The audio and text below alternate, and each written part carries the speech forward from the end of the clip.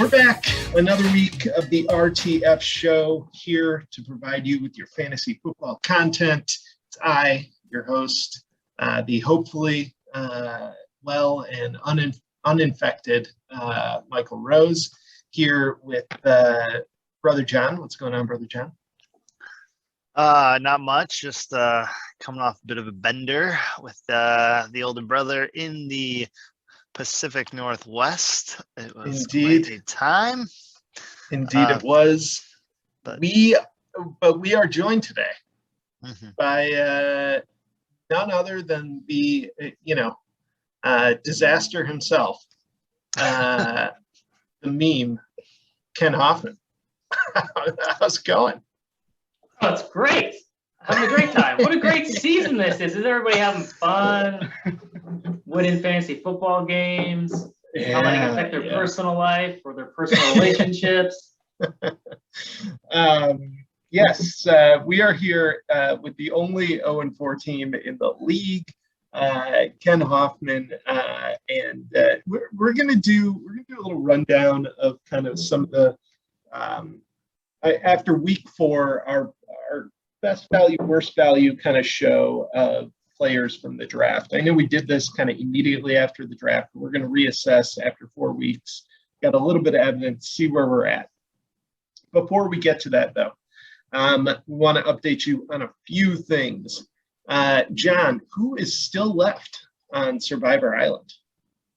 Well, I can tell you right off the bat here, 2 people from your division, yourself and Josh. We saw Bill fall this week with a paltry, It was about 75 points. Yeah.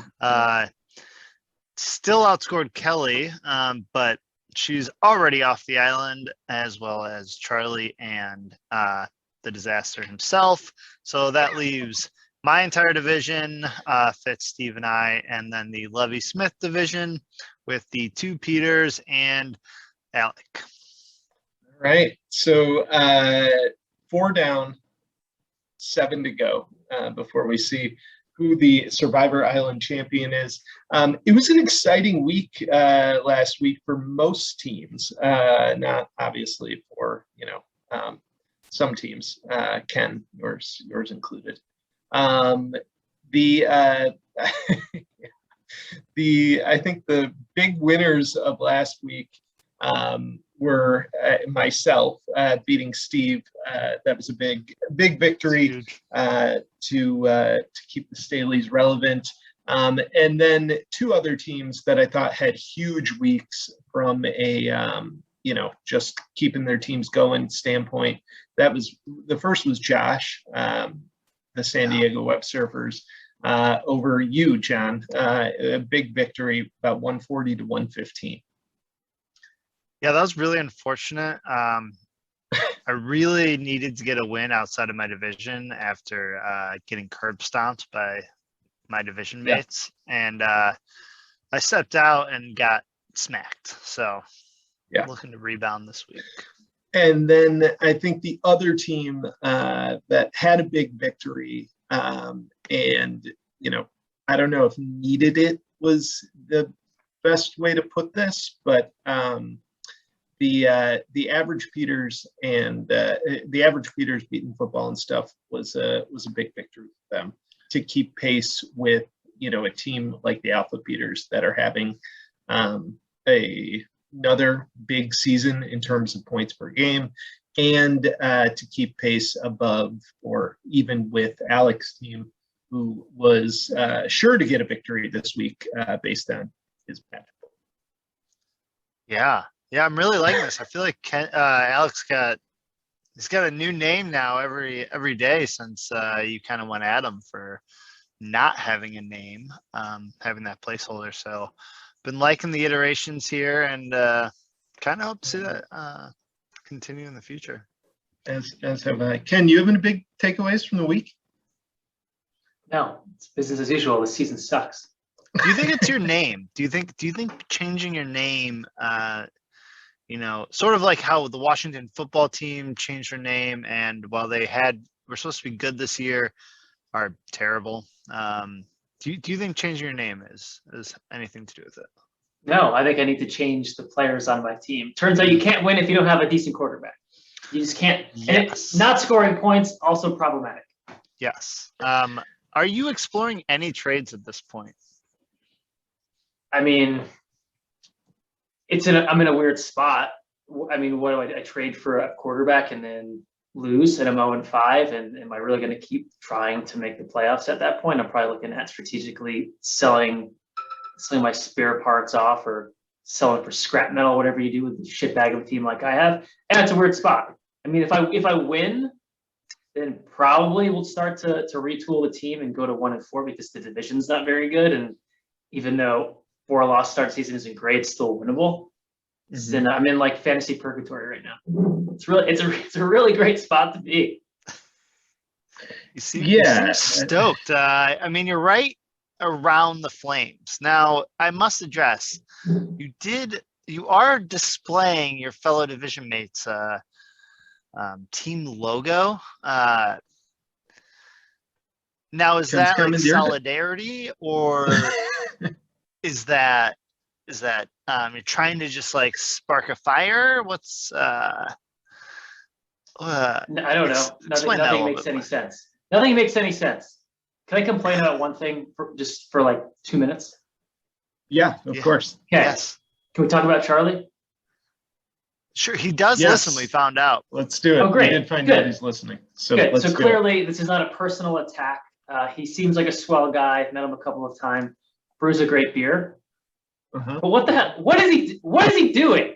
Okay, so Charlie's approach to fantasy football is like you sit down on a blackjack table, and like the table gets full, and he's the guy at the end of the table, where even though you're not really playing against each other, you're all kind of playing together, right, against the dealer. So you kind of rely on the people around you to make solid decisions and not kind of screw up everyone's game when you play against the dealer. It feels like Charlie's the guy that just like here to have a good time, doesn't really know how to play blackjack. Hitting on 18 and 19. Dealer showing a 6, he's hitting on 4, he's hitting on 14, hitting on 15, hitting on 16, and then he hits on 17, gets to 21, everyone else craps out because of the card that he took. He has 3 quarterbacks, 3 times on his team, and of like the 2 roster spots left, he has Damian fucking Williams. Why is he on his roster before this week? I had Chuba. Sometimes you just take handcuffs. I've got a theory about that's the strategic decision he made. He picked up Damian Williams. No, probably not. But I will say he needs a wide receiver, and you need a quarterback. And I feel like you guys could figure it out. I mean, he's never going to play Tom Brady. Baker's a little banged up, so why does he have 3 quarterbacks and 3 tight ends on his roster? Going into the strategy for me was like, I feel like I kind of fucked up the draft, got a little too drunk, because that's a cardinal sin in a draft. But it's a 12-team league. There'll be injuries. We'll be able to pick up a running back. And I assumed this week, David Williams finally it's going to work out. But he's on Charlie's team. Of course he is. Of the 2 players that are a non-quarterback or tight end or a defense, he probably has a backup defense, maybe even a third kicker. Damian Williams. He does have a backup defense. Boy. I love it. I mean, I think you gotta engage here. I mean, like, this might set you back a little bit as far as your trade talks go. But it's the scorched earth approach. That's what the meme actually is. Yeah, that's a good point. But Tom Brady, he's willing to deal. I know this from personal experience. We just haven't been able to work out a trade. I floated a couple of like low ball offers to try to see if I can drum up some interest out there for a quarterback. Obviously, nothing happened. I just have to wait to see if I can win this week. If not, almost everything is for sale. For auction money. Let's move on from that. I think you're right. It's a tough situation to be in. You did you have Perrine on your bench, or did you snag him through the waiver wires? Yeah, I paid a cool $45 for him. I love it. Feel pretty good about that. That's what I was saving my money for. Samaje Perine. Is that how you say God. it? P. Ryan? Yeah. Who Mike, maybe he'll get like 13 carries this week. Should have picked up Alex Collins. Yeah. All right. I think he was already taken by me. King of the backup running backs and backup quarterbacks, John. I am. You have one my more win than I strategy do. going into the season, once I spent all my money, was to just take handcuffs, and yeah, I heard Alex Collins might be a good play. So, well, I mean, the reality is the strategy. The strategy that you're both discussing doesn't really matter because both of your teams suck. So let's move on. Maybe. I take exception to that, first of all, as one of the highest scoring teams in the league. I mean, you're 1-3, so we'll let the record speak for itself. But this seems like a good opportunity to give you a little power rankings update. We'll do this every week. Again, this is the AI system that we've got working on here, developed by our team at, I don't know, some shitty computer company from the 1990s who wrote this algorithm for us. In surprising news, Ken moved up a spot last week into 11. Kelly moving down, just probably based on the fact that he's averaging 1 more point a game than Kelly is. Don't call it a comeback. Yeah, that point could come in handy down the road as they're in the same division. We've got Bill in there at 10, locked in. Charlie locked in at 9. John, you moved down a spot this week to 7 after a tough loss. It's fucking ridiculous. I also have the most points scored against me, Michael. So I know. Thus is fantasy football, John. And then we've got Josh moving up to number 7. Alec holding strong at number 6 at 1-3. And the biggest shocker, and I think, 3-1. The biggest shocker, and I think this just is a correction from last week when, Fitz vaulted to the top of the rankings, which clearly had, there was no reason behind. Truth is, I probably fucked something up in the algorithm. But Fitz dropping back down to 4th, even after winning, put up a pretty bad showing, though. Only scored 85 points in what was a pretty sad game between him and Kelly, 85-75. I myself move up a spot to number 4. The average Peters move up to number 3. Steve holding strong at number 2. And then the big jolt up of the week was the Alpha Peters to number 1. And I would imagine that, 1-2 ranking of Steve and Peter is probably contingent upon Steve's, having the slightly worse 2-2 record than the Alpha Peters. Steve is averaging a crazy number of points this season. So I think, one more win and he's probably up there. Any thoughts, reactions to the power rankings? Or want to move on? It's bullshit, but yeah, that's fine. I take exception to my ranking, but the top looks about right, though. I mean, all those teams are probably going to get talked about here in a bit when we go through value. So, true. Makes sense. I think, John, the only solace I have for you is you're above Charlie and you're the highest ranked 1-3 team. Thank you. Yeah. I don't know how much that means to you. Yeah. My division sucks. Ken, any thoughts? No, this is just depressing. I don't know why I agreed to be on here. Yeah. I'm not sure either. Okay. Let's move in to what we're here to do today, which is give you a little draft, draft results recap. We'll go through, talk about what we think are some of the biggest value picks that people got, and then some ones that really, really hurt people and may have, cratered some seasons in some cases. Ken, you're the guest. Why don't you start us off with, why don't we go positive? There's been a lot of negativity on the show today. I think we could use a nice jolt of positivity. What do we looking at in terms of good value that somebody got. You're expecting me to be positive to start off the rankings? The guy with the flames shooting out of his ass? Yeah, you. Just attacking everyone else in the league. I have quite a few here for positive, surprisingly. $4, Steve taking Tony Pollard. He is RB26, and typically Pollard feels like an empty selection because he's always like, if Zeke goes down, he's going to be a stud, right? And then Zeke gets like this near CMC treatment when he's healthy, and the backup running back in Dallas gets not much run to be fantasy relevant unless Zeke goes down. The Cowboys offense has completely changed so far this year. They're running the ball a ton and not really throwing. So detriment to Dak Prescott owner, who's also Steve. But Pollard's RB26 right now. And it's basically, it's not necessarily a time share. They're both just getting a lot of action. And Pollard's averaging almost 7 yards carry. So not sustainable necessarily, but he's a flex player, right? He has standalone flex value as of now. And really an RB2 when you consider bye weeks. Yeah, agreed. It's huge for Pollard.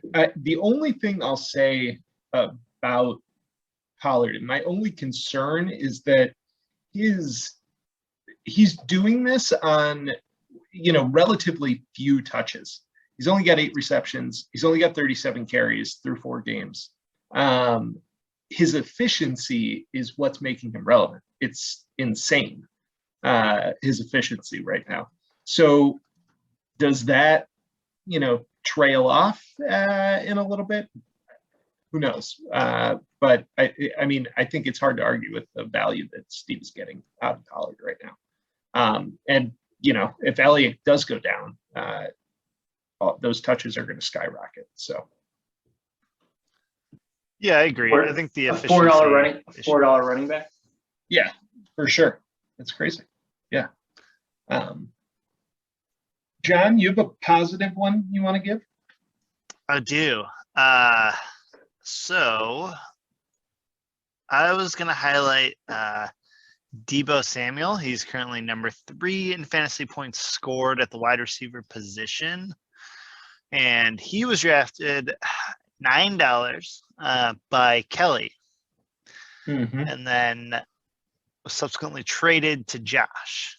And for Elijah Mitchell, who Josh had picked up for, I think that was $47. And by all accounts, it looks like Deebo still has it. He stayed healthy so far, and there appears to be no wide receiver 2 on the Niners. And Kittle is also, we'll talk about that later.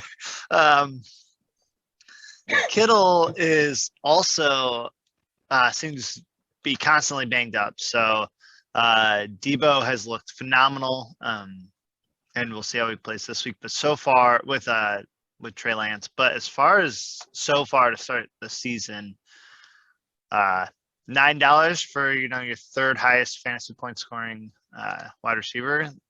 It's hard to get better value than that. Yeah, agreed. And that has obviously come at a great cost to myself. The Deebo Samuel pick has, or value has. Brandon Ayuk, a guy that I just signed to a 3-year contract, has not left the bench since week 1, and it doesn't look like he's going to be leaving it anytime soon. Yeah. Deebo is clearly, the receiver to own in San Fran. I guess if you were to add that $47 or, let's say, subtract $9 from the $47, if you think of it as a $38 draft pick, then, not great value, but or about right value, I guess you would say. Mm-hmm. But in terms of just the draft, I think Kelly getting him for $9 was a great move. Yeah, he's fourth in the league in targets. He's got 43. It'd be interesting to see what happens. Trey Lance kind of gets his shot now because, shockingly enough, Jimmy G's hurt again. Lance could take the job, and the offense might change completely. Yeah. Yeah, trading him for Elijah Mitchell and the sack of marbles probably doesn't feel too great right now. No. Yeah, especially at 1 and 3. All right. I will give one now. I'll give a good one as well. This one is on Mr. Fitzgerald's team, a wide receiver that I think we, seem to all have overlooked, but is clearly the focal point of the most explosive offense in the league, one of the most explosive offenses in the league, and that's Cooper Kupp, who Fitz got for $19. A guy that is far outpacing some wide receivers that were, taken for much, much more money, including one my very own Chicago Bear, Allen Robinson. But I thought Cooper Kupp, Robert Woods it does look like he's having a pretty good game tonight, which there you go, Ken.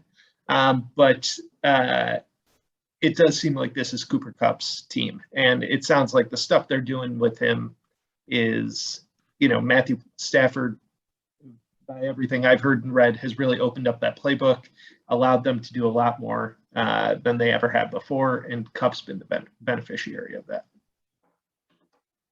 He's the NFL in targets. And shockingly enough, when Sean McVay gets a quarterback and throw the ball past 10 yards, they actually throw the ball downfield, and that's where Cooper Kupp is coming.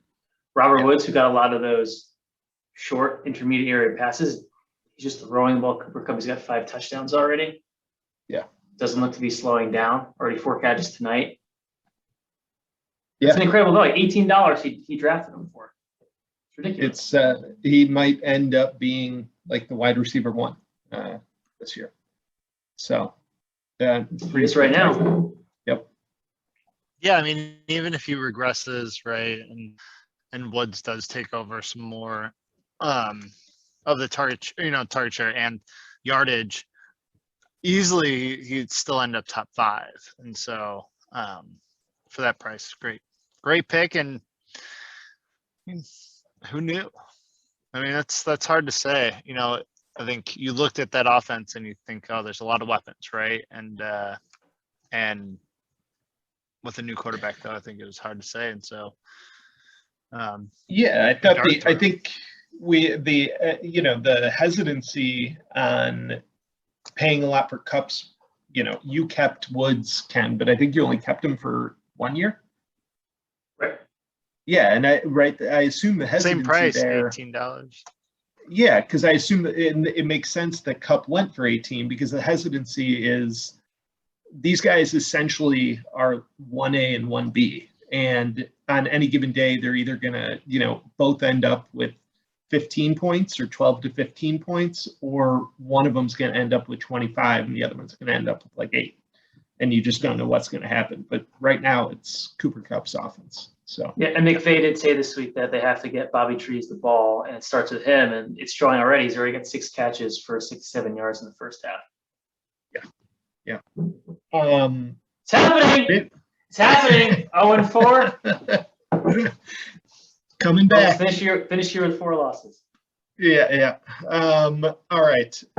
Let's move on. Shall we go? We did a round of positives. Let's go negative. All right. This is your specialty. It's like my team. Yeah. Give me something that upsets you, something that you are just not feeling. I'm not going to name anyone on my team. I figure I'll give you all the opportunity to do that. And just to be clear, we're not going with keepers. It's just players we drafted in the auction, right? Yeah, I think we can try to stick with players that we drafted in the auction. Okay. Yeah. So I'll go with Alec here. Paid 31 doll hairs for wide receiver 61, hometown hero. Yeah. Allen Robinson.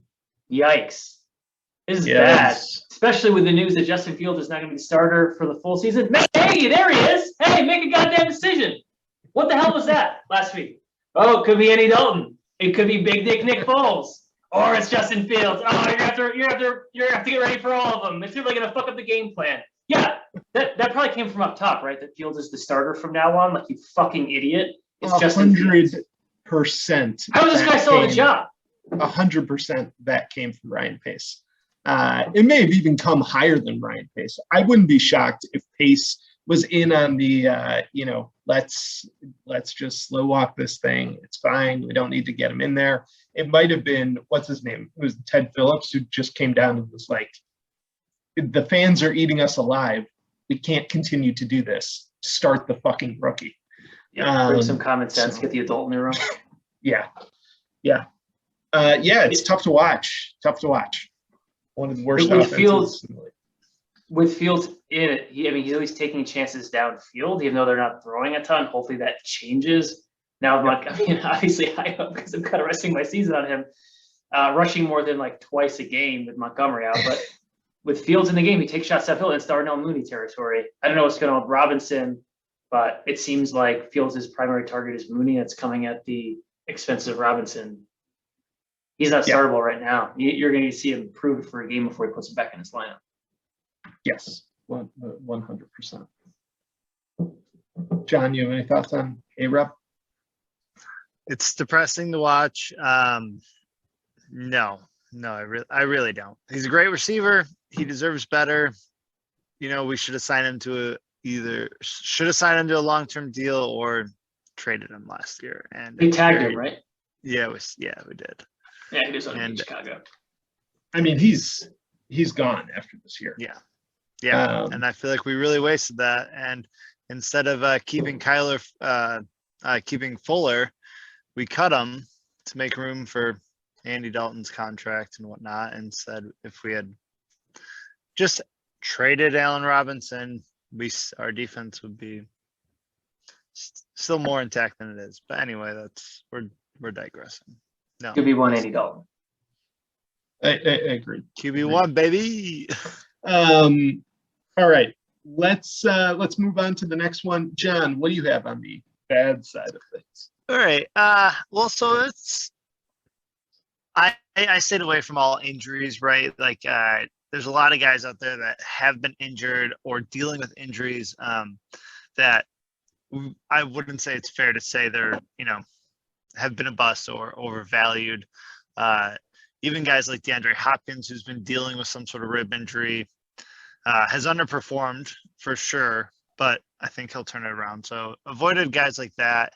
But one that really stands out is Myles Gaskin at $19. That was on my list as well.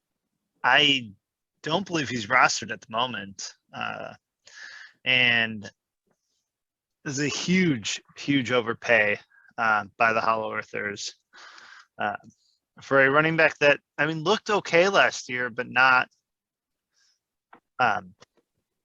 has not looked good at all this year. And so has not been rosterable. The quarterback situation is bad, but that was going to be one of my picks. I had a couple others, but when we pivoted away from Spurs, but let's stick with Gaskin.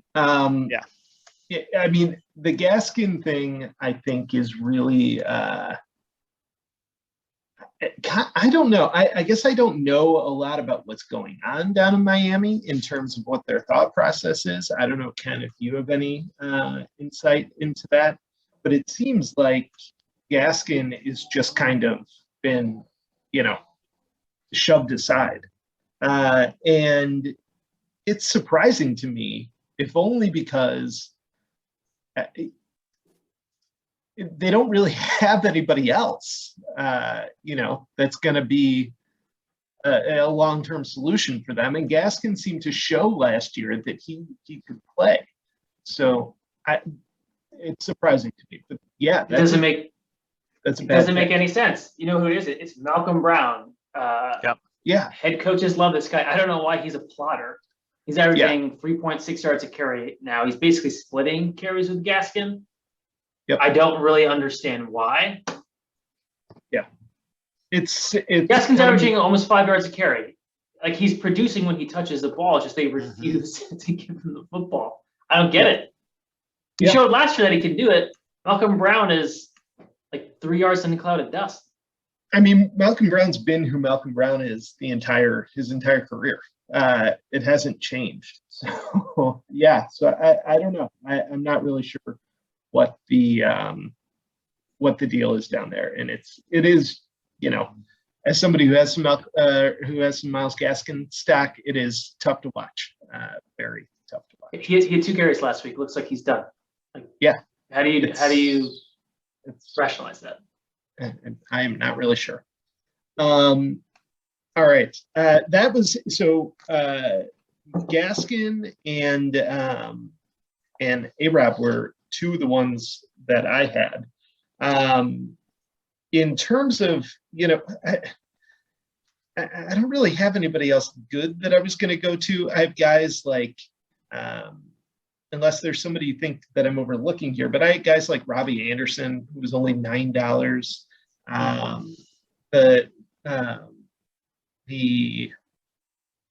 don't know. None of these are good.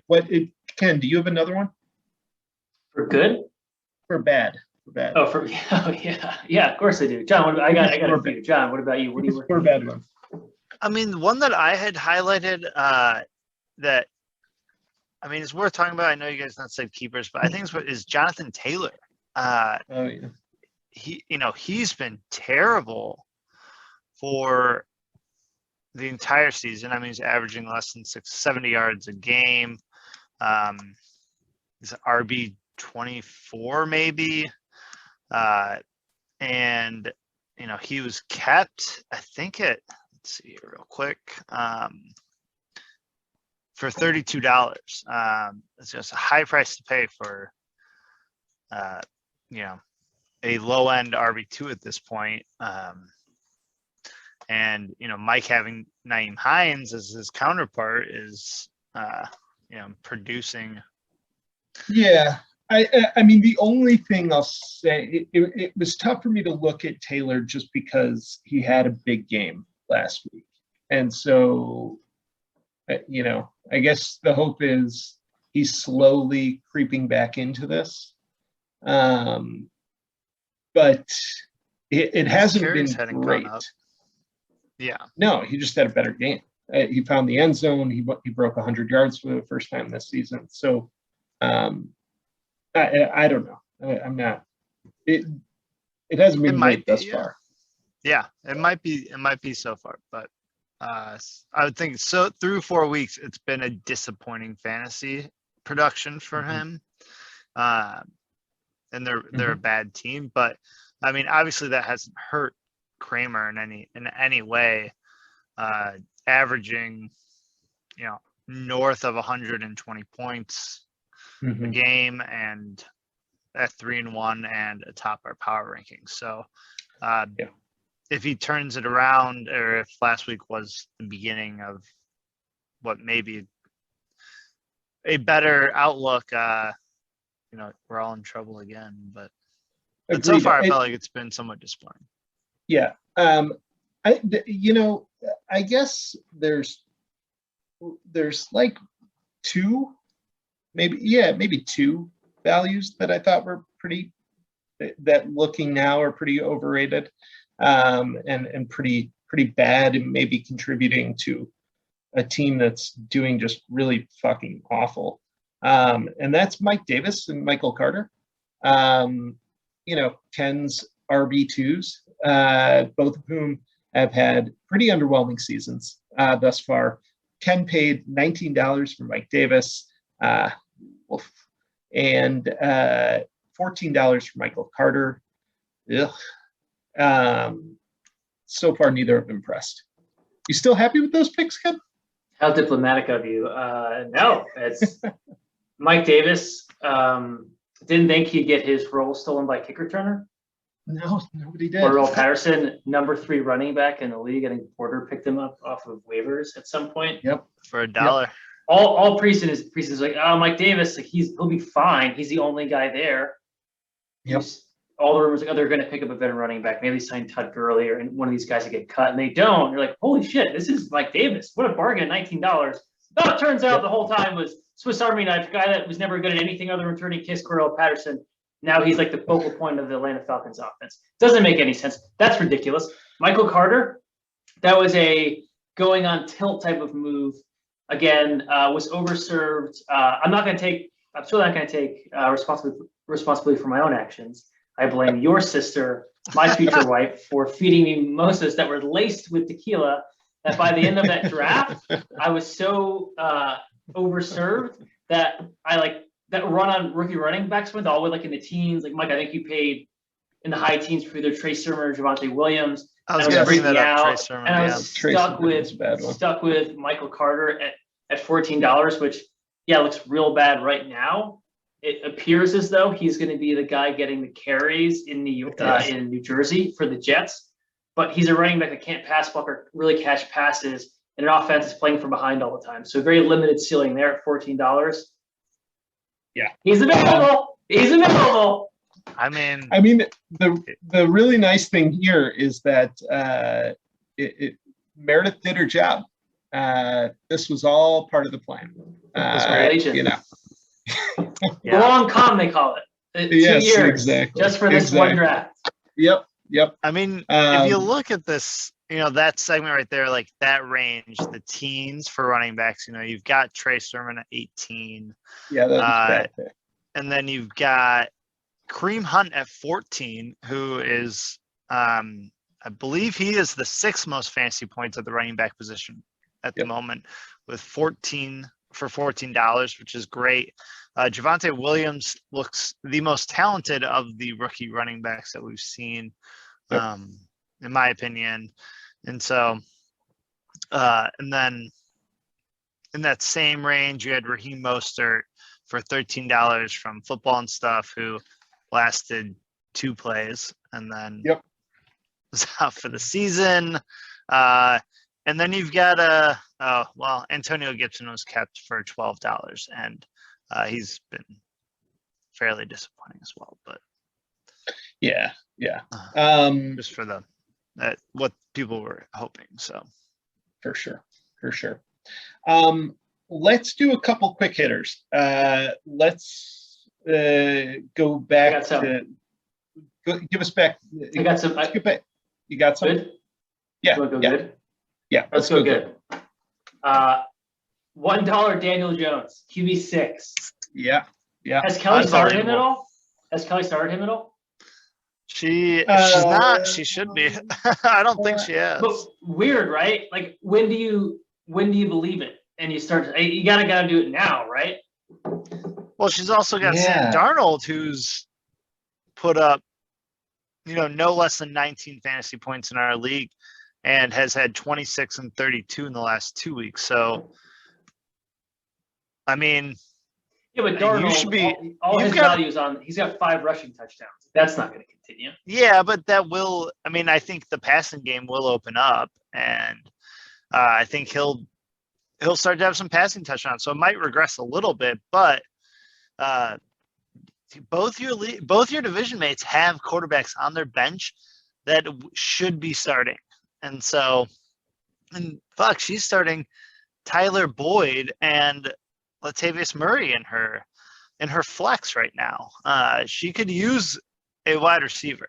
So Kelly has actually Kelly does not own Daniel Jones anymore. I'm not sure who owns Daniel Jones. Oh boy, Kelly has cycled through several different quarterbacks, including Trevor Lawrence, Derek Carr, and now Josh owns Daniel Jones. Probably picked him up off waivers, I would assume, relatively early on. Let's see. When did Josh pick him up off waivers? Is this an indictment of Kelly's in-season roster management? So clearly she drafts well, and then maybe too quick to pull the trigger here. She got rid of Debo, and now Daniel Possibly. Jones.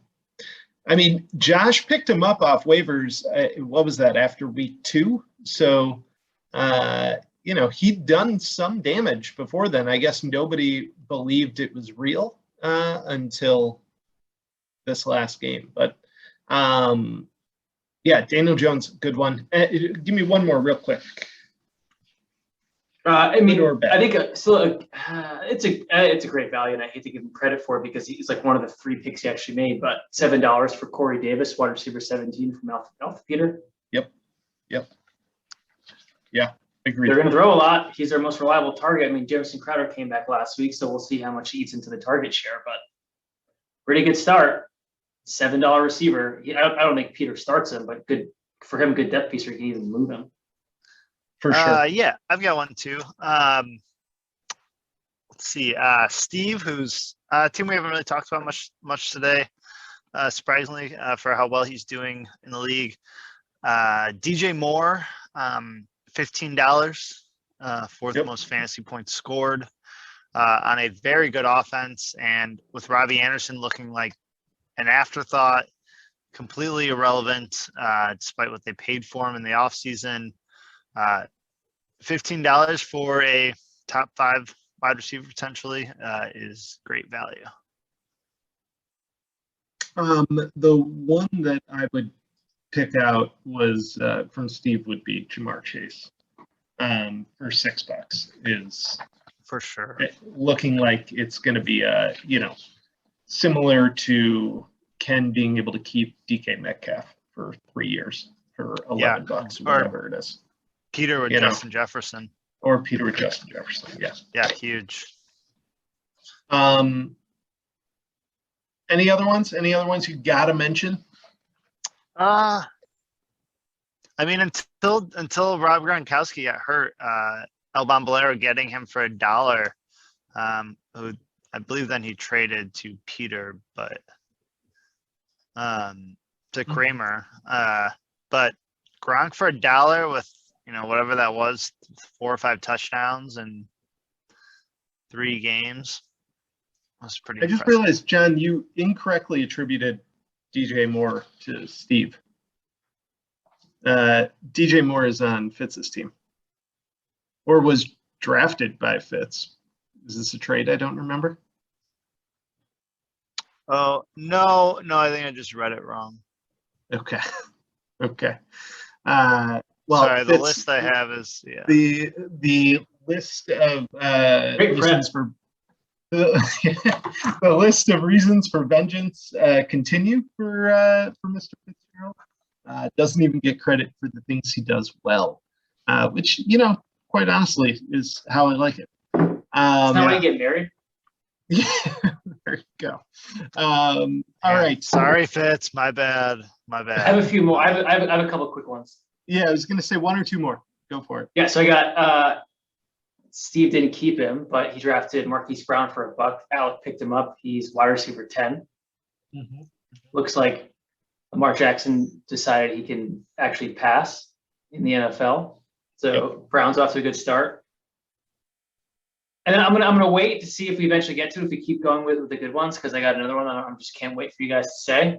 But I would say $8 for Brandon Cooks.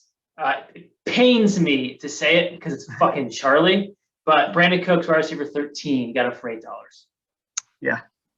Is he starting him? Yeah. Is there any chance that he was Brandon Cooks, he was great 4 years ago. Regardless of where he is, I'm just going to draft him for $8, and then lo and behold, he's a borderline number 1 wide receiver. I mean, that's possibly how get on 17, get the 4, 21, let's go. I like it.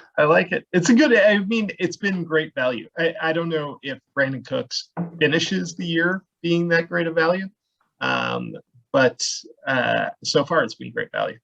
They're going to be getting killed in every game. It's like a ton of garbage time points. Even if Davis, long neck, Mike Lennon look like Mills is his quarterback. Yeah. Any other ones real quick? I mean, Mike Williams for $5 is pretty incredible. Yep. I mean, thank you. I was waiting for it. Agreed. I mean, that was one of the ones I highlighted first was Michael. So, pretty incredible. It's which definitely has dampened Keenan Allen's value for Mike, even though it was good value. I can't remember if he kept Keenan or not, but it looks like Mike Williams. 1, he's staying healthy. 2, him and Herbert have really built a rapport. So, loving to see that.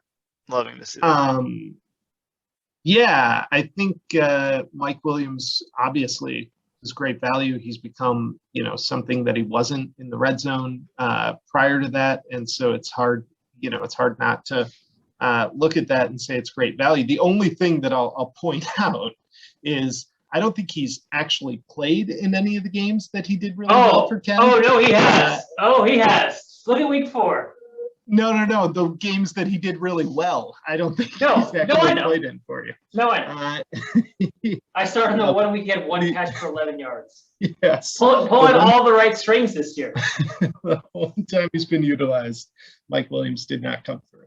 All right. I think we're going to leave it there. Can I do a few more bad ones real quick? Sure. Give me 2 more bad ones. Okay. Kyle Pitts for $20. That's fucking terrible. Especially since Porter traded Travis Kelce for him. He's tight end 21. Turns out that nothing's changed with rookie tight ends. You can say that offense is bad, sure. Yikes. That looks real bad. Check out RTF shows 2, 3, and 4 for me saying the same thing. $26 for Miles Sanders for Average Peters. I know we haven't talked about Pete yet. RB33. Yep. I don't know what Nick Sirianni's doing there. Kenneth Gainwell is like splitting the carries. Sirianni came out and said, "Oh, Miles Sanders has to prove it." It's 3rd year in the league. What fucking film are you watching? And then Chase Claypool for $15 for Bill. Wide receiver 56. Ben Roethlisberger can't throw the ball that passed 5 yards. That's a disaster in Pittsburgh. One of the worst offenses in the league. Yipes. Yes. Claypool, to be fair, has been out, but it does look like Deontay Johnson is the guy in Pittsburgh. I mean, he can't throw it. He can't throw it farther than 15 yards or 10 yards. So, well, I mean, and that's unfortunate for a burner like Chase Claypool, but it actually works out really well for a guy like Deontay Johnson, who. Oh no, that's what I mean. It's just going over the middle and grabbing everything. Yeah. All right. Any other ones you got to get out?